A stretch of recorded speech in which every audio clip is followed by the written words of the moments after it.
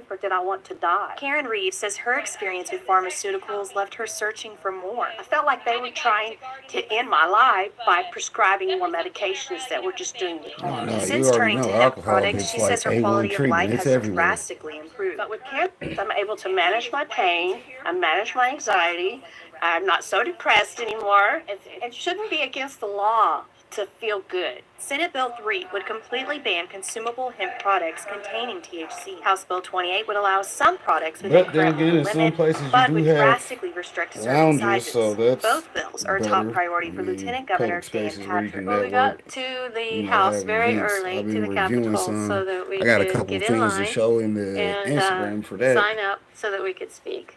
There were hundreds of people who signed up to speak. Among the small business owners who would be directly impacted by the legislation is Judy Corrigan. She says her business has never sold products marketed to children or included questionable compounds. We have never sold things that look like children's candy. We have never sold things that contain like THCO and THCP and some of these cannabinoids or these chemicals that don't have a wellness aspect. Now, we just need to point out, what we hear a lot of these lawmakers saying is that they're trying to protect the kids. People are selling to kids. Things are being sold to underage children.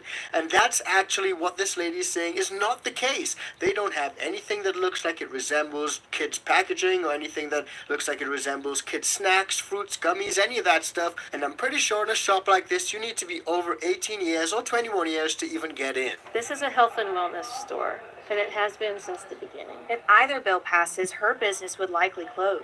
The plant was not meant to be taken apart and then put back together. As the legislative session continues, the outcome remains uncertain. I have high hopes for this session, but I am a little disappointed. I'm a little worried. I believe this committee in the beginning of the testimony seemed just totally wanted to ban THC, and at the end they were a little confused and they didn't know what to do. The Senate has already passed Senate Bill 3. Now, the House State Affairs Committee must decide whether to advance either bill to the House for a vote. We'll keep you updated here on 6 News. So you guys can see that's a really confusing position to be in. On one hand, you have the Senate Bill 3, which is seeking to ban everything. On the other hand, you have House Bill 28, which is just seeking to regulate. So let me know what you guys think about that. If you're in Texas, do you think that any of these bills are appropriate, or do you think that one may be better than the other? Drop it in the comments and let me know. Now, we got to touch on some really interesting stuff that's happening over in Ohio, but before we do, just a quick reminder, guys, if you're getting value from this video, please do like, share, and subscribe to the channel. And if you want to support us further, join the ICANN VIP Bean Club or cop some merch from our merch store. Now, in past episodes, we touched on Ohio quite a few times on this show, and in particular, the fact that they were looking to cut home grows and also increase taxes, and this will definitely hurt a lot of the people over in Ohio. A lot of the people in Ohio already go out of state to get their flour. Here at home, Ohio lawmakers are passing some high-profile bills today. NBC4 State House reporter Natalie Fahmy joins us live to tell us about two of the big bills that took major steps forward this afternoon. Natalie? Jennifer, Jared, just a bit earlier this afternoon, Ohio senators passed legislation on party lines that makes sweeping changes to the state's recreational laws. And that's leaving some Ohioans worried that these changes are on the fast track to becoming law.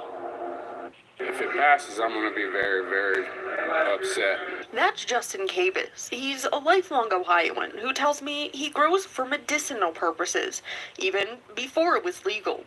Then, when Ohio voters legalized it, Actually feeling like I had freedom this last year. But Senate Bill 56 will dampen how much he can grow. Right now, Ohioans can grow up to 12 plants in a home with 2 adults. This bill halves that and makes nearly 4 dozen other changes. I don't believe this is going against the will of voters at all.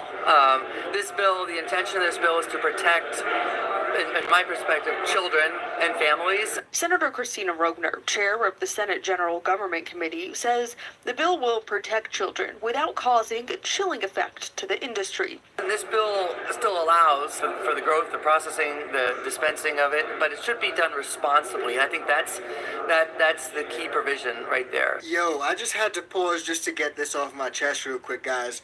Saving the children, protecting the children. How the hell does reducing the amount of plants that you can grow in your private residence at home protect the kids? Sleepy. Please explain that to me. They love using this excuse. We gotta protect the kids. Oh, we're trying to protect the children. Oh, we gotta save the kid. Bro, that makes